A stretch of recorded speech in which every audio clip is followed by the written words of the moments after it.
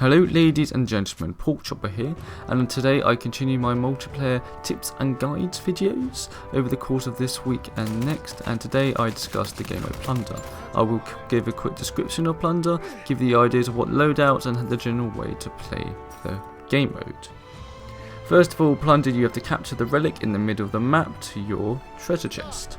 You are able to climb with the relic, however you do move slower. You can also throw the relic, but jumping, swirling and falling from a large distance and swinging from ropes will make you drop the relic. I've seen many players try to do this, and the fact is the most efficient way is just to throw the relic and have another player on your team pick that relic up, and almost like a leapfrog situation where your team is moving the relic in much more efficient way possible. While you are carrying the relic, the only gun or equipment you can use is your pistol, making it a fair fight if you ever encounter one. If doing so, the idea of Plunder mainly is to work with your team and understanding if it's best to drop the relic, kill the enemies in front of you, and then proceed with the relic, or just keep pushing with the relic forward. The idea that if one teammate does have the relic and only is able to use a pistol and can't be mobile whatsoever, it can cause a tricky situation for that team encounter. The relic may vary spawn depending on the map. Most maps have one specific spawn in the middle of the map, while others have a few different ones still in the middle, but maybe on the left or right lane instead to mix it up. The tips I would simply give is first working as a team to take the idol and covering the person carrying it. Sometimes learning if it's best to leave the relic and finish the enemy team off before you move closer to your treasure chest is a hard thing to learn, especially playing with randoms, as you can see here. The most effective way, like I said before, is travelling with the relic, is throwing it one by one with a leapfrog type of motion in case. Now, some issues I've seen players do or not understand is the fact that spawns are not locked to your spawn point or treasure chest. If you are pushing your objective, the enemy team will spawn closer to your spawn so they can still counter you, and vice versa, to make the gameplay balanced and always you not having an easy way location to your treasure chest. I've had many games where my teammates camp in the enemy spawn and leave the whole game as a stalemate. As either team tries to carry the relic to their home base, they have to go through several waves of the other team. So my general advice of you is to always stick to the relic and your base. Don't worry about the other team's base and try to kill them, because it doesn't work like that. Another thing I would like to add is, in this game mode, it can last a lot longer, i.e. you can get a lot more kills. That means the general amount of money you get for downs, etc. is a lot less than other game modes. So that means you do have to work on your upgrades very specifically and see what you actually want to use. Now for your loadout, for general guns, and that is always personal preference. However, something like a sniper in this type of game mode, I definitely think won't be efficient, as it's a lot fast paced and a lot of movement, and as a sniper you don't really do that, unless on the map there's a great vantage point for it. Stuff I've used gear wise is smoke grenades being a great one, also mines if you can stick them to the enemy's treasure chest or where the plunder location is, or a general high traffic way area on the map to get to said relic location.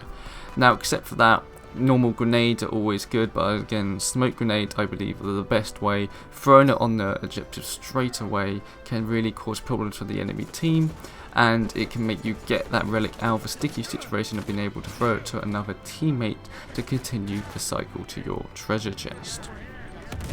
Now, mystical vibes, like pretty much most of the game modes, I would suggest the Dorado is one of the best. It is a good control factor. If you are pushing your final treasure chest and you have enemy team there, throw an Dorado to give you cover in the middle of the map again if you need to get it. It's a general way to be able to control the relic or keep control of the relic while pushing to your treasure chest. It's a great one. Chiminati stones is always a great one to get people revived, especially in such a game mode where encounters are very number based and you want to make sure you have the right numbers against your enemy team.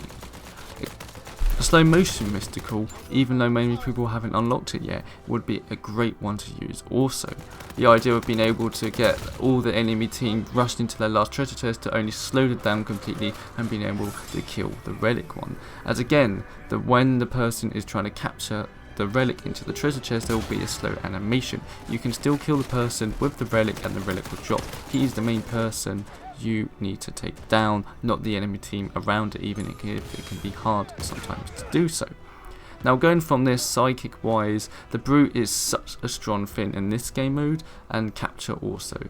The idea that this brute can be such a barrier, if you're moving the relic forward, it can completely stop your team or the enemy team from moving that relic, and they have to stop there and take a few seconds out to kill the brute, and that makes all the time for your team to recompromise and get into position ready to assault the enemy team.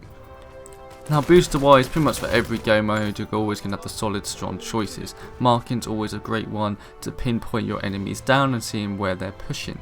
Another one of course is reviving players quicker. Again, it's always a number game, you always want to have the higher numbers against your opponents. There really is not much more to suggest for boosters, as it always is personal preference, but if you are actually playing in a team of Plunder and somewhat competitively, as it is a 4v4 game mode, and I personally believe that makes it a lot better, that I would definitely suggest having a variety between everyone, not everyone using the same loadout, as it also can be ineffective if the team can counter that certain one, and with Plunder it's always the best thing to do is to counter your opponent, and it will be a lot easier for you.